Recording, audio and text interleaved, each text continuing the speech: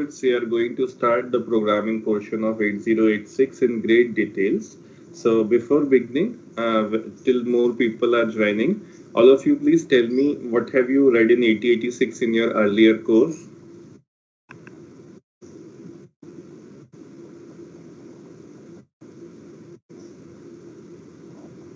Somebody please give me a quick summary of what have you read in 8086 in the earlier course as you were telling me.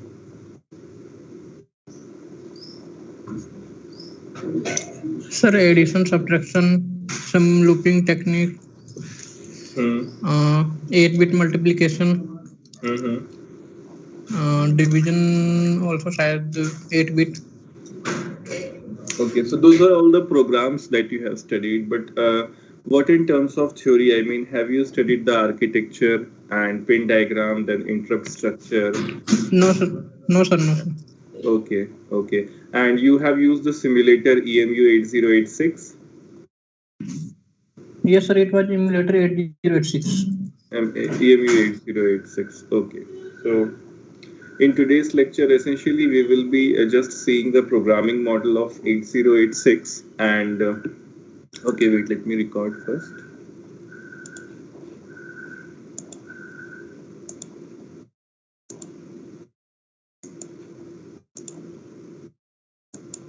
Okay, so in today's lecture, essentially, we will be seeing the 8086 programming model as well as some very basic programs which are related to that, right?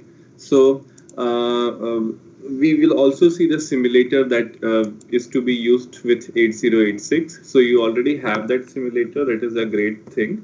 So, we will be using the same simulator, but this time our aim is to learn 8086 in great depth to the extent possible, right? Because this is the only processor that we will be dedicating most of our time on. As I already mentioned that it is a blueprint to all the other Intel family processors or successors. So that is why we want to dedicate a lot of time here. And since we are going to start programming today and we also have a laboratory today, so the aim of today's session will be to understand first of all the software that we are going to use for 8086. Then secondly, we also need to understand the structure of basic components in 8086 programming, like we should be able to deal with the internal registers, we should be able to deal with the external memory, then we should be able to deal with the stack in the external memory, and then also we should be able to see the flag registers and what happens to flag registers when different conditions are there, right? So that's all we will be looking at. And of course the programming model is already there, so all of you please switch off your mics. Somebody's mic is creating noise. Yeah, so that's all we are going to do today, right?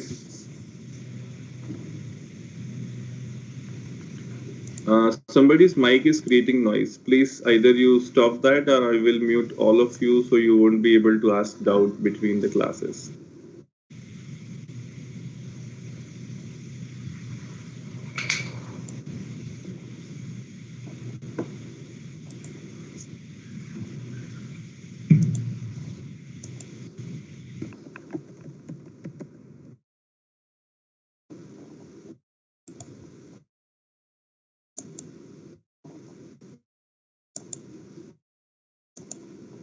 Right. So, yeah, so we have already seen this architecture, and the highlights of this architecture were that because of pipelining, this architecture was divided into two parts, and the work of bus interface unit, and the execution unit was separate, right? So that led to the increase in speed of 8086, and this was not present in 8085. So this was the one major highlight. The second major highlight was that this register stack is of 16 bits each and can also be used in a higher lower byte fashion. Flag registers are of 16 bits, and most of the operations that ALU will be doing will be of 16 bits. Another important thing is these registers that you see here. These registers in the bus interface unit, they are mainly to hold the base address of the external memory location except IP. IP is the instruction pointer. So CS and IP together can hold 20-bit address, which will be generated by this adder. Similarly, DS, ES together with SI, DI, they will be able to hold a 20-bit address. SS and SP will be able to hold a 20-bit address, right? 16-bit each. So that's what we are going to explore in today's lecture through very simple programs. So this is what we studied for architecture. Then we saw the pin diagram. We understood the meaning of every pin. And just as a quick revision, can somebody tell me what is the purpose of this QS0 and QS1 bit?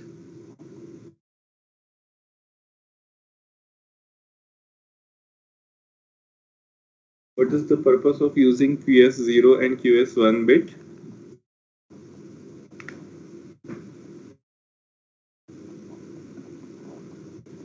Anyone?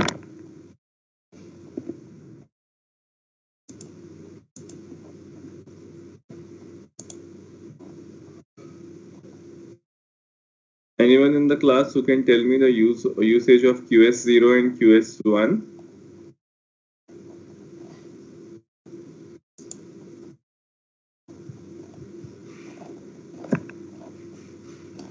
Q का status बताएं.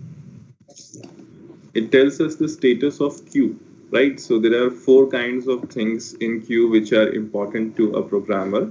And for those 4 kinds of things, this QS0 and QS1 will tell you the status of that. So if you see the table for that, those 4 operations are no operation, first byte, queue empty, or subsequent byte, right?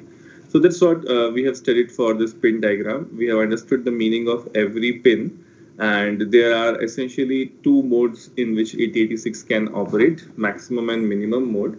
And in this minimum mode, 8086 will be the only processor in the circuit. However, in the maximum mode, 8086 will be the processor, and there could be other co-processors attached with this, which might be either more powerful or less powerful than that. So to be able to deal with them, we have got this test signal, right? Test signal is there, and the other processors, they have got a busy signal. So this test signal is connected to the busy signal of that for proper synchronization in maximum mode. And the same thing for a slower peripheral usually is done with this ready pin, the synchronization part. So 8086 is a CPU which is intended to be used in microcomputers, and in microcomputers you will have 8086 CPU and as well as other CPUs also, right? So math coprocessor is one CPU that we have discussed. And now this is a more elaborate diagram. This is a more elaborate diagram of the 8086 CPU in the sense that it also shows you the directions of these pins. It also shows you the directions of these pins, right? So some pins are unidirectional and some pins are bidirectional. So you can see that these test, ready, reset, etc. These are all input pins, and some pins are bidirectional depending upon the usage. So I feel this is a more complete diagram for 8086. So the status pin is bidirectional in direction. Which one? S3 to S6. S3 to S6. Yes, sir. See, these are statuses. So yes, they should have been bidirectional, but actually here they have shown it as unidirectional. So status pin is there. I think from 8086 the status will only be displayed, because if you look at this S3 and S4, so this portion is only displaying some kind of status, right? So as we have seen in the previous lecture, if you look at the table for S3 to S4, this tells you the status of which register is being used. So it should have been only unidirectional, but as I showed to you in this diagram, so this your buses which starts from AD0 to AD15, they are bidirectional in nature, and here they are also showing it as bidirectional in nature, right? So, but if you essentially see, you cannot provide anything on these address lines as input, because these status bits, the statuses are generated by this microprocessor.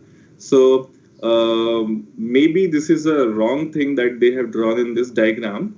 And I will again check it if it is bidirectional or not, because as per this A16 to A19 or S3 to S6, they have to be unidirectional, right? So since they have drawn it in bidirectional fashion, I will check whether there is any use for input on these pins, but I don't believe so that there will be any use for input on these pins, right? So I will again check whether some inputs can be made at these pins, but I believe it will not be there. So that has been in mistake in that diagram if it is bidirectional, right? So I will check on it again and give you the facts in lab itself, right? So this is a more complete kind of diagram, and when I will give you the assignment for 8086, so it will be probably this kind of assignment where you have to explain the meaning of every pin in one line, right? So this diagram can be used there, right? So now after this, we come to the today's topic, which is our programming model. So in programming model, we have already discussed a lot of registers which can be used. So I will just give you a brief of these registers, and then we will directly jump to programs. So here we have got general purpose registers or general registers, and all of these are of 16 bits. So this AH and AL combined, they are of 16 bits. Similarly, BH, BL combined, CH, CL, and DH, DL. And their names are already known to you: AX, BX, CX, and DX, right? So again, this since they can be used in 8 or 16-bit fashion, so there are multiple combinations that you can make, and there is no compulsion that you cannot use this AH and BL pair combinedly. So in some applications, you can use any of these registers. So if you are using AH, it is not necessary that you have to use AL. So if you are using it in 8-bit fashion, any of the combinations can be used, right? So these are general purpose registers. By general purpose register, we mean that they can be used for any purpose. However, we will later see that as accumulator is the default register for a lot of calculations. So this has got a special purpose also for some specific commands. This accumulator will play a good role, right? Not as good as we saw in 8085, because in 8085, all of the results, they were stored in accumulator, right? But here it will not be the case. All of the results will not be stored in accumulator, but a lot of results or a lot of calculations, accumulator will be involved. So that's the primary purpose of accumulator. Although it is a general purpose register, it can be used for any purpose, right? Similarly, if you see this CH and CL register combined, or CX register, then it will be used for initializing the counter when we will do the looping operation. So looping inside 8086 can be done in two ways. One way is we can use conditional and unconditional jump statements, and that way we can do looping as we used to do in 8085. But here, to facilitate the looping, we have got the CH and CL, that is CX register, and it will act as default counter. It will act as default counter for that. Similarly, if you talk about this BH and BL, which happens to be BX register, this will be used for indexing the addresses, right? So we have seen addressing up to two levels only. I mean, you have the base address and you have some offset address after that, which both of them are of 16 bits. And after adding those two addresses through adder, you get a 20-bit address. So there is 3-level addressing also, and in that 3-level addressing, this BX register will be used, right? Similarly, this DL register, it will be used in some default calculations together with this accumulator. So we will see when the appropriate time comes. So these general purpose register, although the name suggests they can be used for any purpose, but individual registers have got some special purposes also with some very specific commands, right? So I will highlight those commands in laboratory when the appropriate time comes. Now, similarly, you have got these index registers. Now, index registers, they are two: source index and destination index. So the source index and destination index registers, they will be carrying most of the times the offset address of various locations inside the data segment or the extra segment. So there are two segments which are responsible for holding data.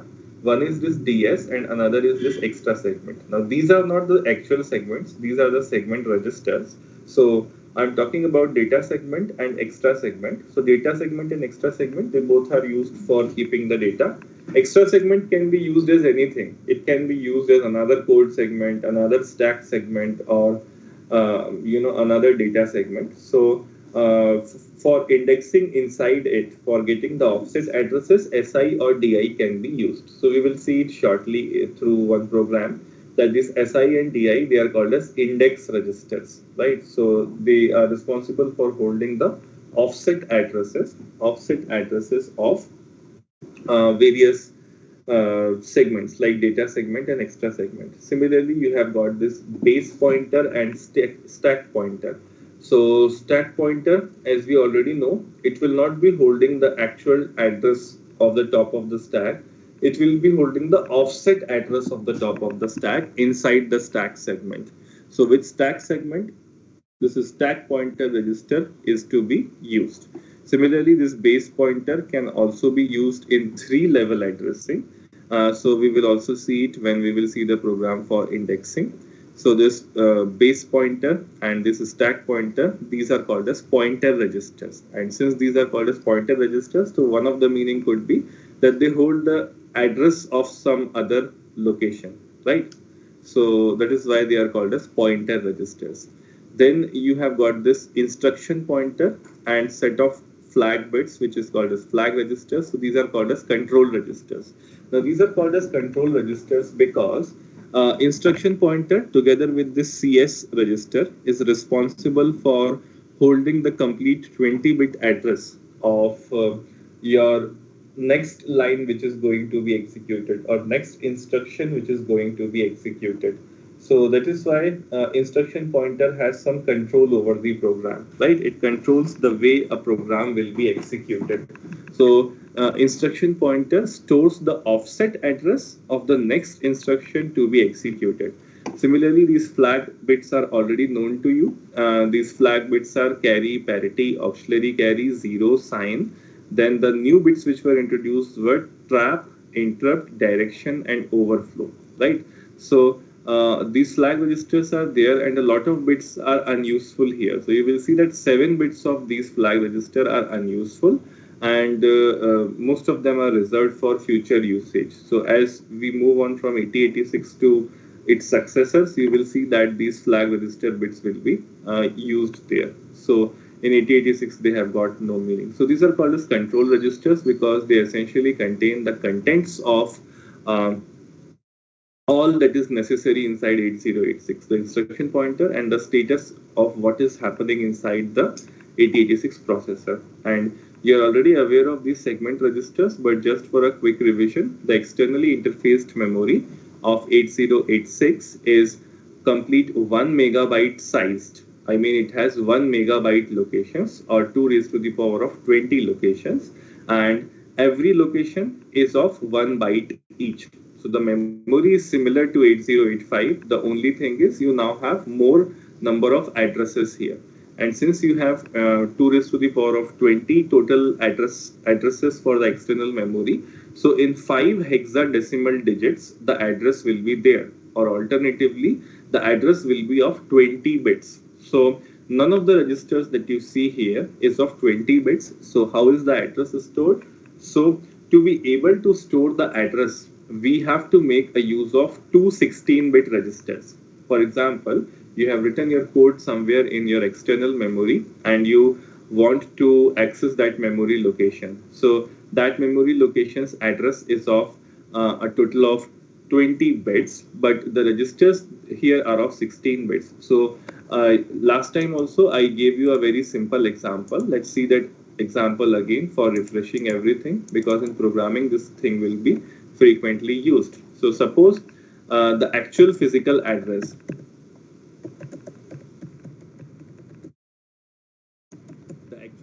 of the externally interfaced memory in hexadecimal digits will be of 5 hexadecimal digits, and let us say it is 50001 in hexadecimal. So this is hexadecimal number, 5 hexadecimal digits, or essentially it is 20 bits. So now none of the registers can hold this complete address. So what we will be doing is we will break this address into two parts. We will store the base address as 5000H in some register, and we will store the offset address, which happens to be 0001H in some other register. And when we want to combine these two addresses, what we will do is this base address, we have to append a 0 after that. We have to append a 0 after that, or in hexadecimal, it will be multiplied by 10, and after that you will be adding 0001. So when you want to generate this actual physical address from the base address, you have to append a 0 after this base address, and this offset address has to be added to that to get this complete thing. Now this is important because this is the function of this adder that you see here in the architecture. So in 8086, obviously there will be one adder inside ALU, or the arithmetic logic unit. But you see the purpose of that adder which is inside ALU is to perform the addition operation. However, for address generation, a separate adder is needed, which will be frequently used. So in this architecture, this thing that you see here is an adder, and this is responsible for the generation of 20-bit addresses, which are to be put on the address line by using this particular calculation. So it will take the 16-bit contents of various segment registers and the associated registers with them, which will be keeping the offset addresses, and will generate this 20-bit address, and will put them onto the address bus, right? So this way the address generation logic is there.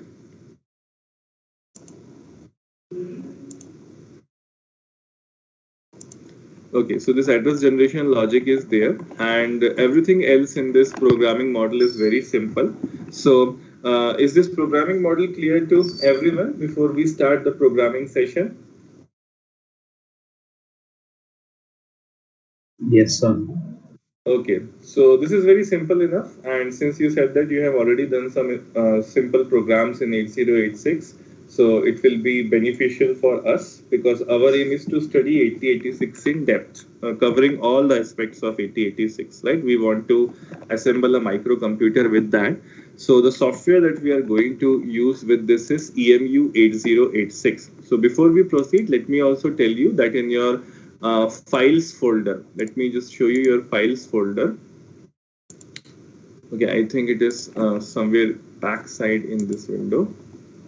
So in your files folder, I have attached a lot of content. So you can see that I have attached some this 8086 basic codes. So it contains basic codes for conceptual understanding. And if I open this folder, I already have this folder online.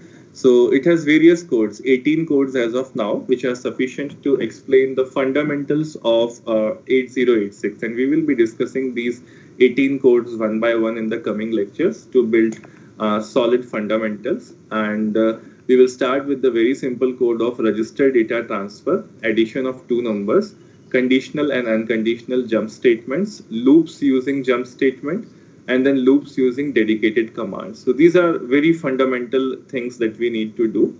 Then we will see the demo of stack. Then we will see indexing. I mean, I told you that index addressing can be done in 1 level, 2 level, or 3 level. So that's where we are going to see the indexing. And there are then two popular modes for programming. You can make your program in .com style or .exe style, right?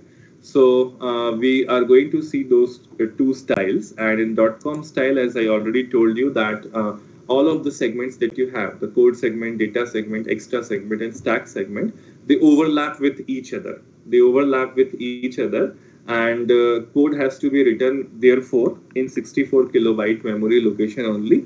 Rest of the memory location is not used. So it is used when you have very limited amount of memory or less memory, which is 64 kilobyte. So .com mode of programs, they are usually written for that purpose. And exe mode of programs, they can use different code, data, extra, and stack segment, and you can use the full memory in that. Then we will see the call instructions, near and far call instructions. So we will see call instructions, they are suitable for designing functions, and call is of two types here, near call and far call. Near because if you are using the function, it is kept in the same segment where your code is kept. In your code segment only, if your function is kept, it will be called as near call. And if your function that you have designed, it is kept in some other segment other than the code segment, suppose in extra segment, then that is called as a far call. So near and far call, these are two types of function techniques that we will see, and both of them have their different coding.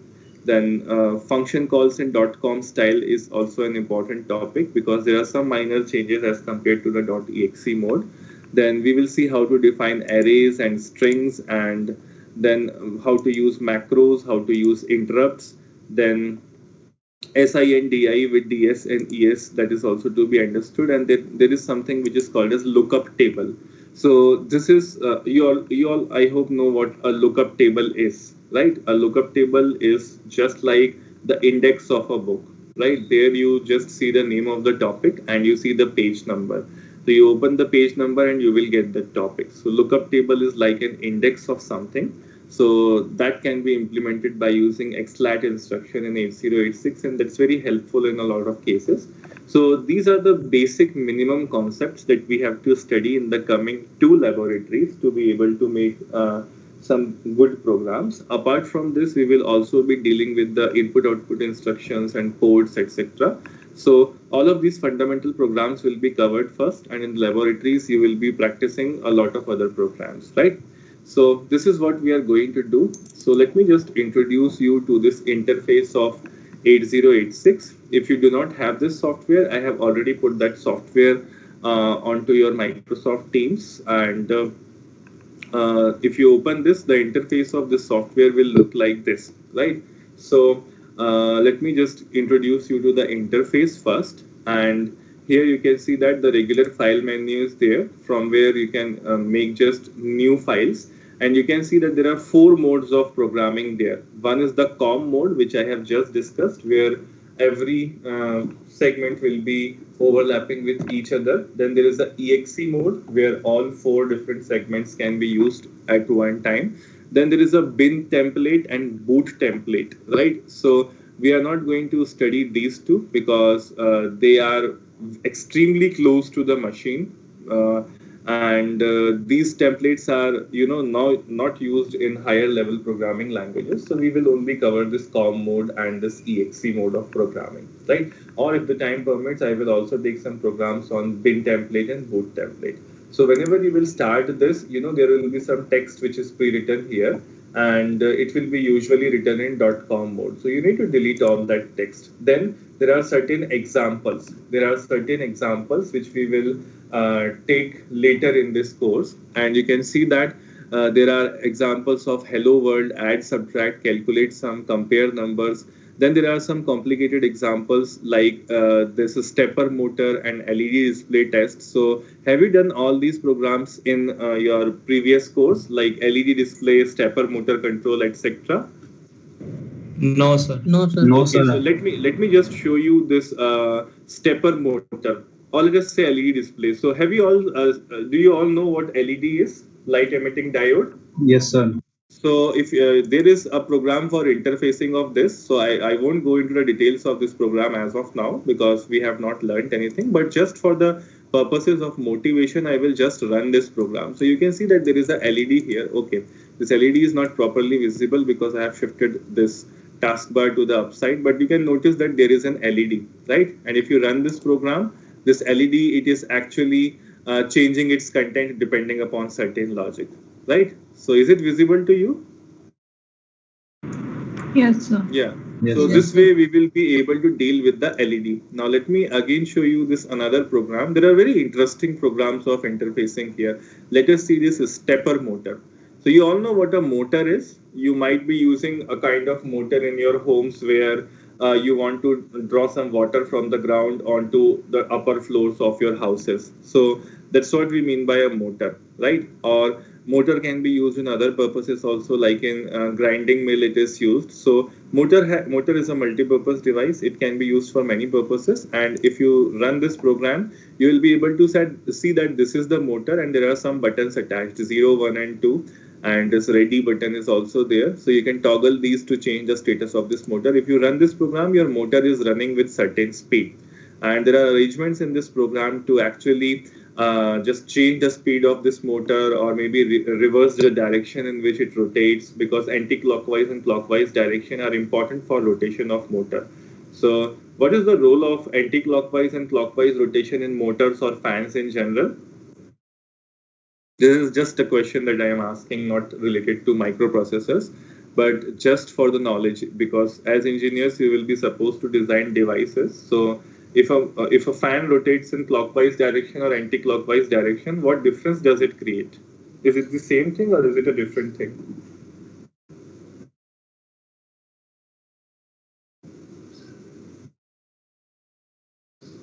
Anybody? Different. Different means in what sense is it different?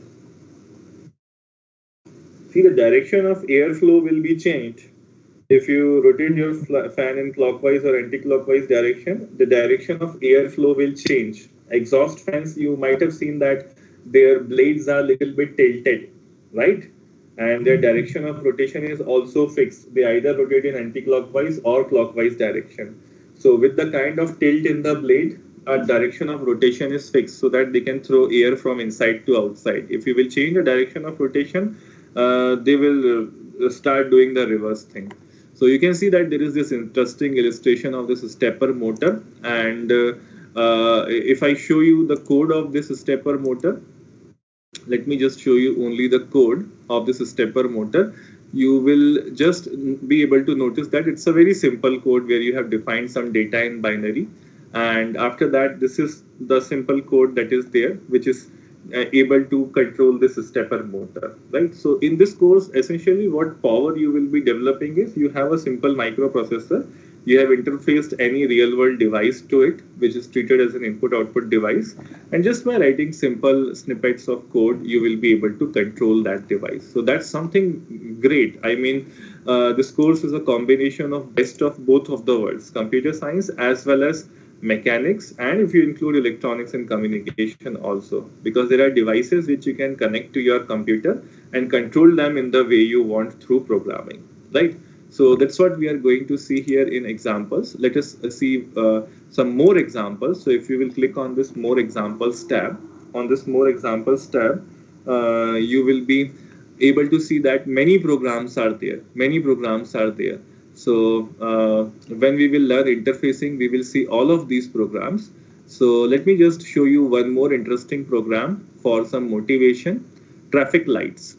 This traffic light ASM is also one of my favorite programs. Let us run this and see what this will do. So this is a complete kind of thing that you can create in 8086, and if you run it, you will be able to see there will be vehicles and they are controlled by these traffic lights. So their movement is controlled by these traffic lights. This is a very regular situation which happens.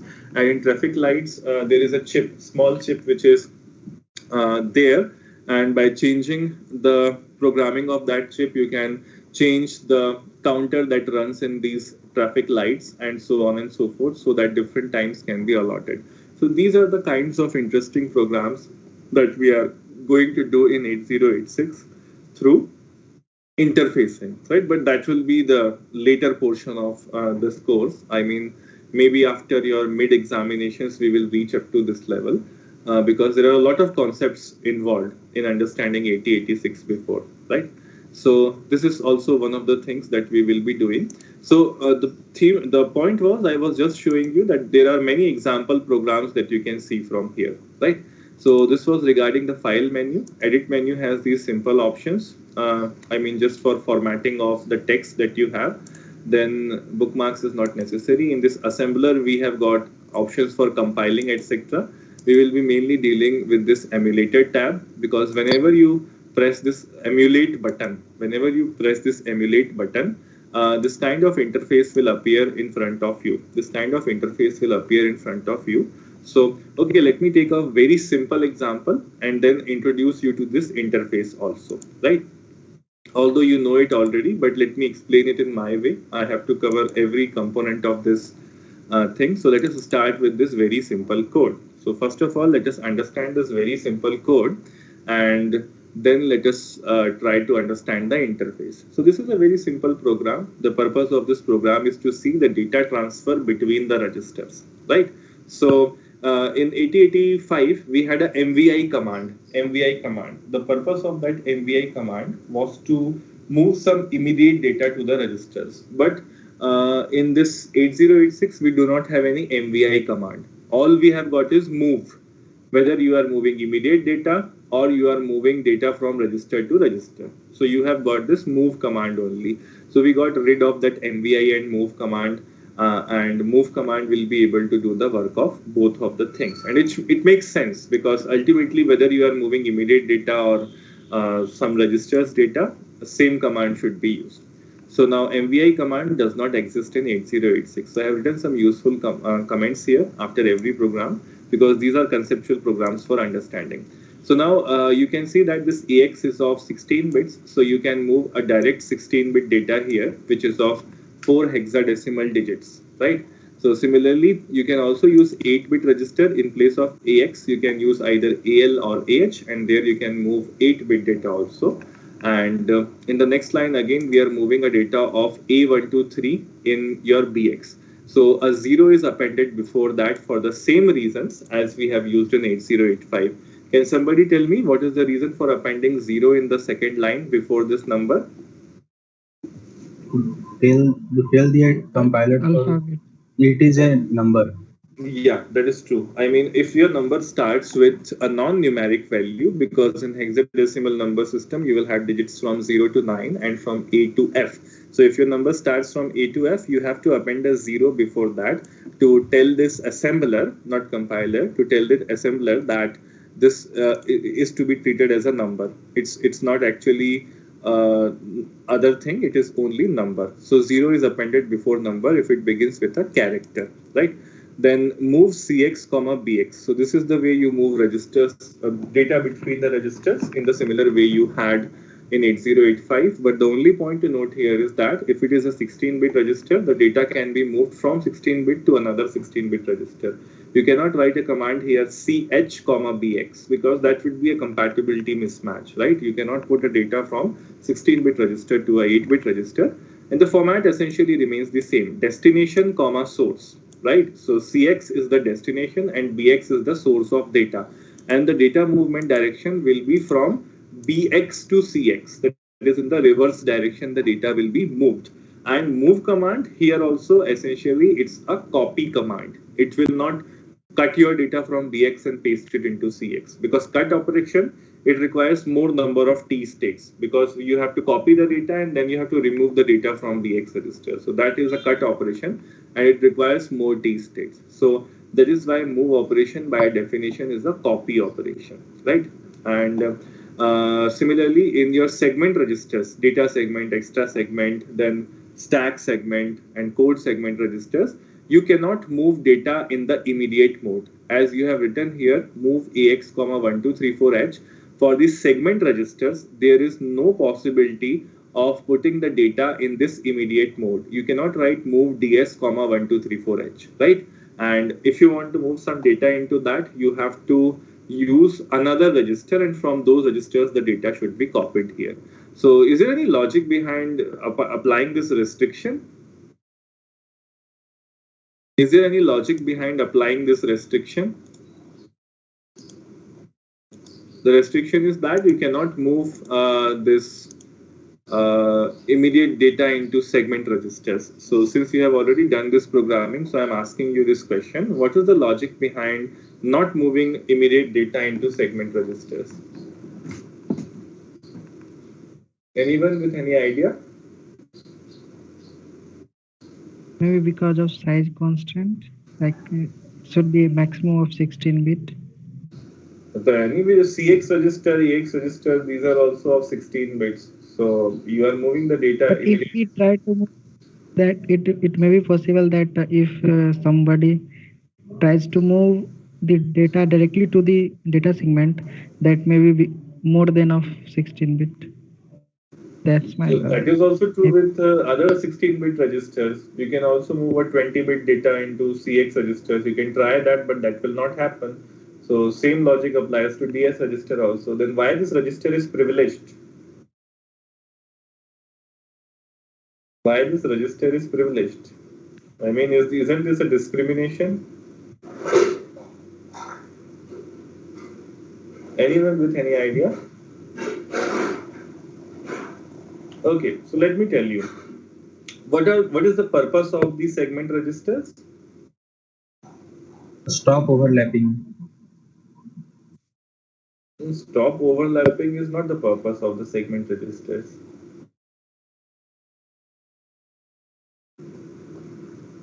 What is the purpose of segment registers?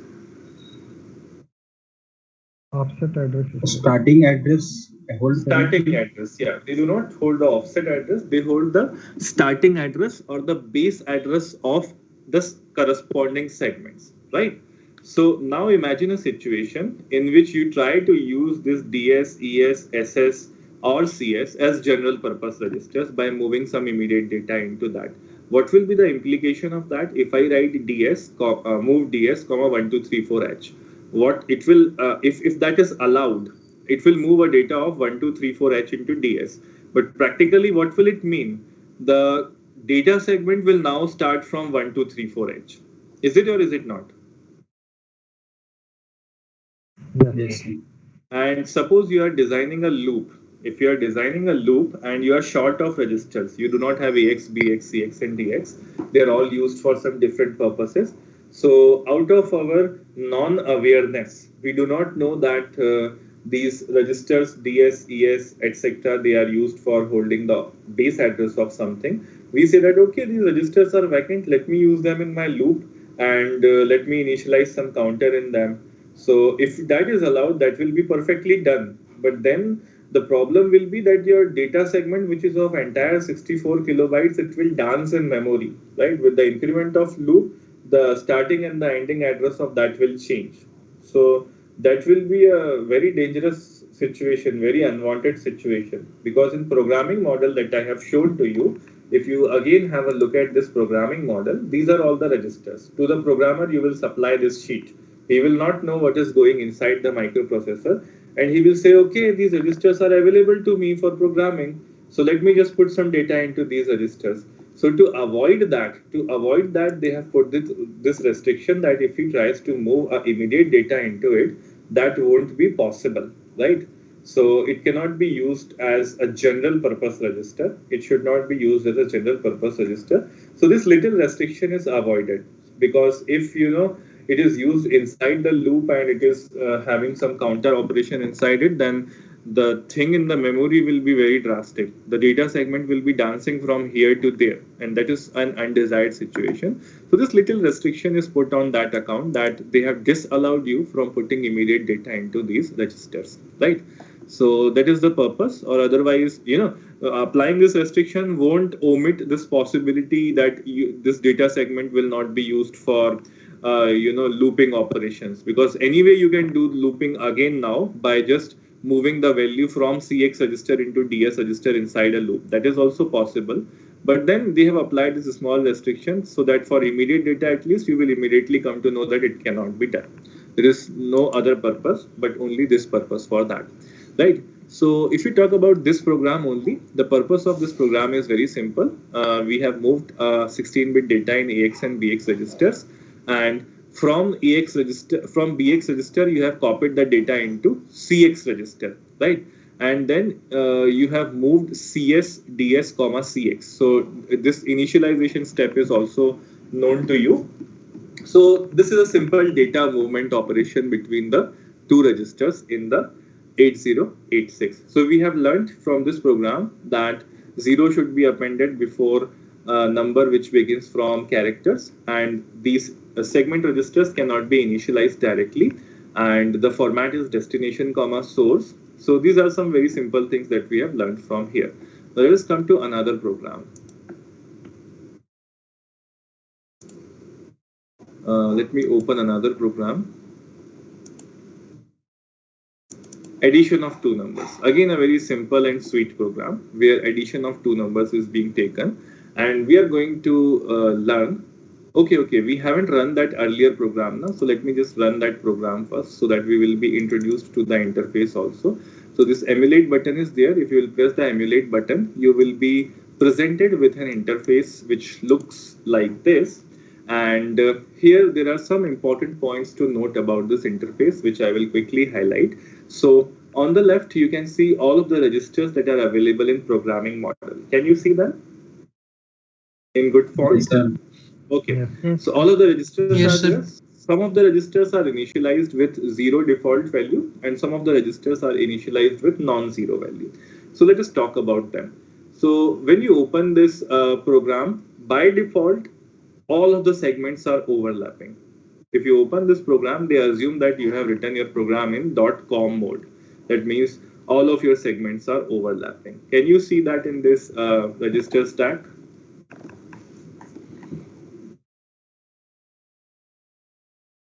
All of the segments are overlapping. How can you say from the values that you see in this register stack? Let me not call it as a stack because a stack is a different entity. 100. So from this register set, how can you say that all of the segments are overlapping?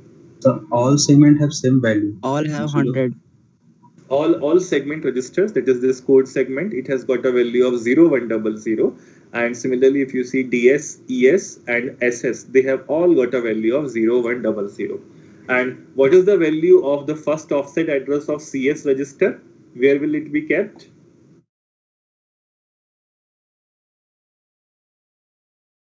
The offset value of CS register is kept in which IP. register? IP register, so it has all zeros. Let us talk about DS and ES register. What are the offsets? What are the offsets that can be used with them? SI and DI. So they are also all initialized with all zeros. However, if you talk about the stack segment base register, it is initialized with 0100, but the stack pointer is FFFE. So can somebody explain this? Why is it not something else but FFFE only?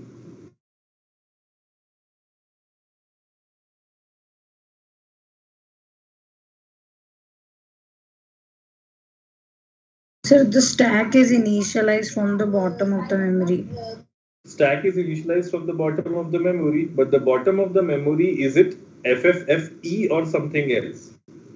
It's FFFF, but there zero is kept. Zero is kept. That is a different issue. It will be initialized with some garbage value.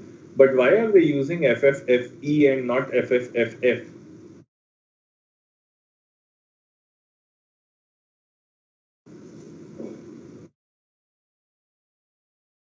See, the point here is that stack will be used in 2-byte fashion or 1-word fashion, right?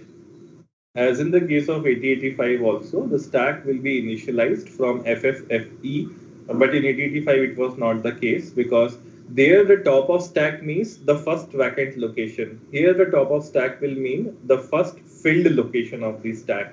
So FFFF and FFFE, they will be having a certain value by default, and FFFE is treated as the top of stack. So that is why the value here is FFFE. Two locations should be there, right? So this is one thing, and some interesting things we will note about this stack is even if the stack is completely empty and you try to pop something from that stack, so this stack is circular in nature. Or let me tell you in general about the code segment, data segment, stack segment, and extra segment. They are all circular in nature in terms of that addresses. What do I mean by circular in nature? So let me just explain it to you through an example. So let us see the addresses. They are from 00000H. Okay, let me take it in only 4 hexadecimal digits fashion. 0000H, then 0001H, and so on and so forth, and so on and so forth. If you see it like this, the last address of any segment could be FFFH. Is it or is it not? These will be Yes, the sir. address of any segment. Now, suppose you are working inside your data segment and you have made some loop. And suppose that loop starts from 5000 in hexadecimal, right? 5000 hexadecimal, and after that some memory locations are there and FFFH is there. And then that loop is an infinite loop. So you are incrementing from 5000, then you're going to 5001, 5002, 5003, and then finally you reach to FFFF. So in 8085, if you will reach to FFFFH, the program will stop. But in 8086, if you continue looping, if you increase this FFFF by 1, it will again reach to 0. So that way, your segments that you see, they are circular in nature in terms of addresses, right? So after FFFF, there will be again 0000. If you increment FFFF, if you add 1 to it, you will receive 0000. So if you add 1 to FFFF, technically what you should be getting?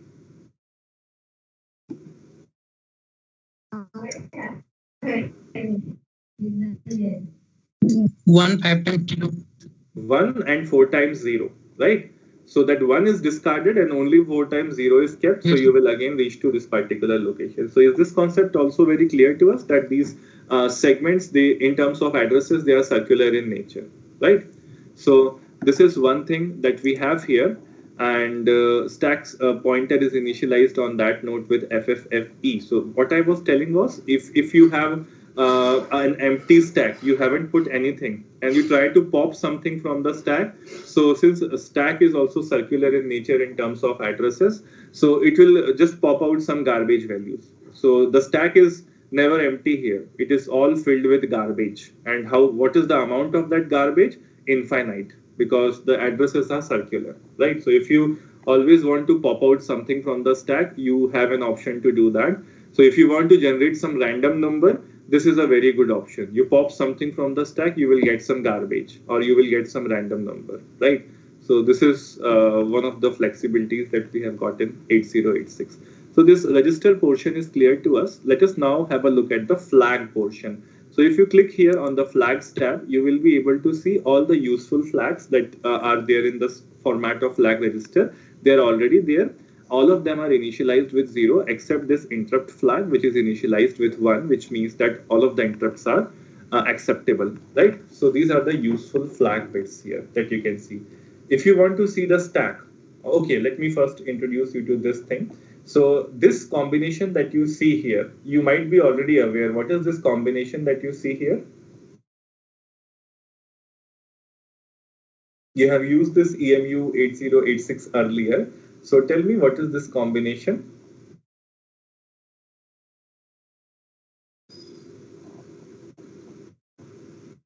Anyone in the class? I think lower and higher bit. No, not lower and higher bit. Okay, so if you suppose want to see a memory location, again let us take this location. Physical address is 50,001. So how the address is divided into two 16-bit registers? Base address will be 5,000 and the offset address will be 0001. Is it or is it not? Yes, sir. Right. So to Yes, be sir. able to see that 50,001 actual physical address, we have to supply the base address as well as the offset address. So let me just take you here and let me just point here 5,000. Let me just write here. This is in hexadecimal and let me make it 0001 and hit enter. What do you see here? The first location will be 50,001. Is it or is it not? Yes, sir. Right? So the data that you Yes, see sir. here at this first location, let me just open it a little bit. So the data that you see here is the hexadecimal representation of the actual 1 byte data that is kept at that particular memory location. So this will be the hexadecimal representation of that, right? So let me again move back to the initial place where we were. 0100 was the starting address of the code segment and every segment for that matters, and we were looking at the first offset address, right? So if you see here, if you see in this, many things are there. The very first thing is, you have, if you want to reach to location 0100 and another 0, you have to put your addresses in this way. So what is written at those locations? There will be definitely 2 hexadecimal digits which correspond to 1 byte of data at every location. The decimal representation is shown here. You can see that B8 in decimal will be 184 and its ASCII representation is also shown here. So for our purposes, this ASCII representation is not useful. So we will not be using that. So only this section of code is sufficient for us, right? And if when you are running a code, so if you see that the first line of this code is MOV AX, 01234H. So how many bytes will it consume? Can you make a guess? MOV AX, 01234H. How many bytes will it consume? 3. It will consume 3 bytes. It will consume 3 bytes because the data itself is of 2 bytes. and at least 1 byte will be consumed by the instruction. So you can see that when this code line is highlighted, you will also see the corresponding 3 bytes highlighted here. Is it clear to everyone? Yes, sir. Yes, sir. Right. So this will happen here, right? Whatever is highlighted, you will be having that portion there. Okay, I have just used this cursor, so I have read at some other location. Let me again emulate that program to come into the normal interface, right? So okay, so here you see two windows. So one window it shows your actual code, another window shows your actual emulator. So in your code, the portion which is highlighted in yellow, right? If you see the Jubin simulator for 8085, the portion which was highlighted in light blue color, that portion was already executed, right? But in this, the portion which is highlighted in yellow, it is yet to be executed. It is the next instruction to be executed, right? So it is actually not executed as of now, but when you will press this single step button for once, which I have not pressed now, it will be executed after the pressing of the single step button. So yellow thing indicates this. And since this yellow thing is highlighted, correspondingly here the blue thing is highlighted here, and you can see that it is consuming 3 bytes in memory, and the equivalent of move AX will be B8, and then 1, 2, 3, 4 it will be stored in little endian format. So the higher order byte, which is 1, 2, will be stored at higher order address. So is it also clear from this representation? Little endian format will be used for storage of data. Yes or no? Yes, sir. Yes, sir. Yeah. Right. So in Yes, this sir. way, your code is stored. I think all of these things should be known to you from your 8086 course previous. So is it sounding like a repetition? Or should I skip these things very fastly? No, sir. No, sir. No, Okay. sir, these are Okay. new. Okay, right. So let us try to execute this very simple program which does nothing but transfer data from here to there, and let us see what happens in this. So there are two ways to execute. One is you can just press this run button and execute all the lines in one go, or you can use this single step mode, and you can actually just you can actually run this program step by step, right? So let me run one step of this program. So I'm going to press this one time, and you will see that this yellow cursor will move from first line to the second line, which will mean that the first line has been executed and the second line is the next instruction to be executed. And we will notice the changes that will happen in these register stacks. So before I press this single step button, can somebody tell me what changes will happen to this register stack? Obviously, AX will have a value of 1, 2, 3, 4, H. That is very natural because that is the purpose of this command. Other than that, I am interested in listening what changes will be happening in which registers present in this register set.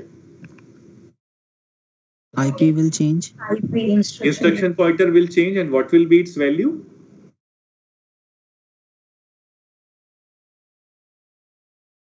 What will be the value of instruction pointer? Can somebody tell me after this execution?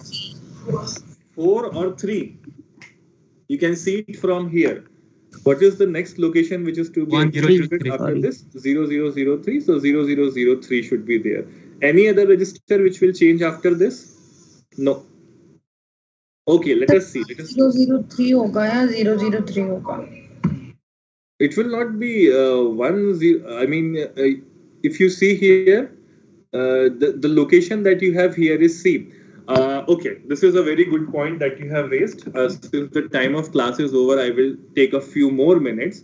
So if you see here, the actual physical address is what? 0100, 01000. Is it or is it not? Yes, sir. What is the Yes. base address that you have taken? 0100. 0100. So you tell me what will be the address here? What will be the offset address for this particular location? Should it be 0003 or 1003? 0003. 0003, right? Because 0100 is already the base address. So a number can be divided into two numbers in various ways, right? If you write an equation x plus y is equal to z, and if you fix z is equal to 500, then 500 can be made as 499 plus 1 also, 498 plus 2 also, and so on and so forth, right? So that is ambiguity sometimes which arises. So that's a very good question which is raised, because if if there are multiple ways of representing a number, it might create confusion in creating our segments. And I will give you a program for that also in the laboratory session to illustrate this thing, right? So now let us press this button single time, and this line has been executed. You can all see that 1, 2, 3, 4 has moved into register stack, and as expected, IP register has changed. So you can see the portions which have been changed, they are highlighted in blue color, right? So it's easy to keep the track of these things. Is it or is it not? Yes, sir. Right. So let us stop our lecture here, because from the programming perspective, there are a lot of things to discuss, and we have 2 very good hours today in the evening session or the afternoon session. So we will continue from here in that session, and that is going to be a very interesting session. For the people who have missed out the programming of 8085 on any reasons, any grounds, here we are going to do a fresh starts for 8086 programming, and that is the primary portion of this course. We need to understand this microprocessor in 100% details, so that whenever we move out of college as engineers, we should be able to tell the world that yes, we will be able to do things. Just provide us with a microprocessor and whatever device you want to connect with it, we will be able to control it by 100%, right? So that is our whole soul aim. So that's what we are going to start in today's lab. And since it is already 3 minutes above the time, so I would like to stop the lecture here. If you have any doubts as of now, you may ask. So let me quickly take the attendance. And we have 2 hours in the evening session, so we will make most of it. And if you have any doubts, you can ask, or otherwise the attendance is already over, so we can close the session and meet in the laboratory session. Sir ये सी value triple F की वो समझ में नहीं आया sir अच्छी तरह से. Oh, okay, I will clarify it in the today's lab when we will make a small program to understand the stack. Right, so it requires more explanation.